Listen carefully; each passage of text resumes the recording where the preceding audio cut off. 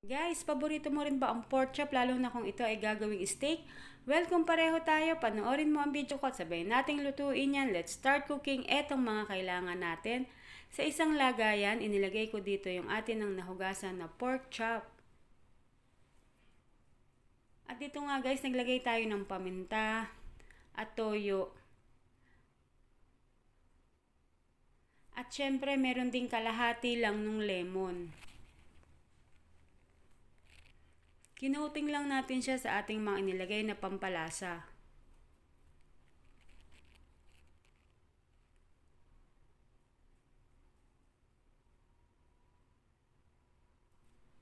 Ayan guys, at dahil hindi naman nga tayo pa nagmamadali at meron pa tayong natitirang oras, kaya naman hinayaan lang muna natin siyang mababad ng 2 oras.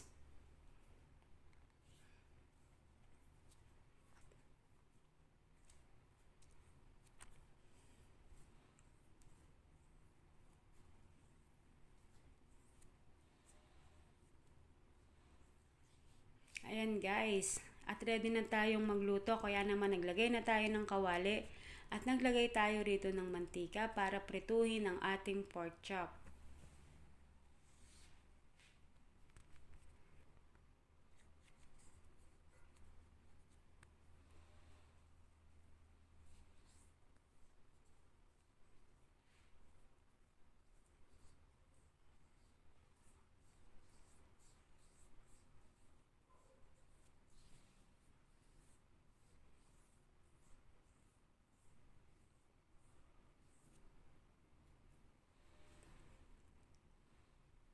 Ayan guys, at dito nga mismo sa ating pinagprituhan, ilalagay na natin yung ating bawang at 2 pirasong sibuyas na pula at puti.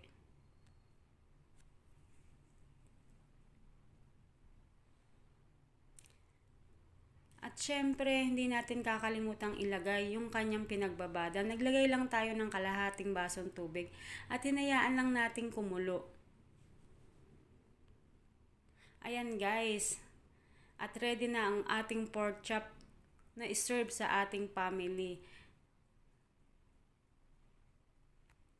Kaya hanggang sa susunod na video guys. Bye!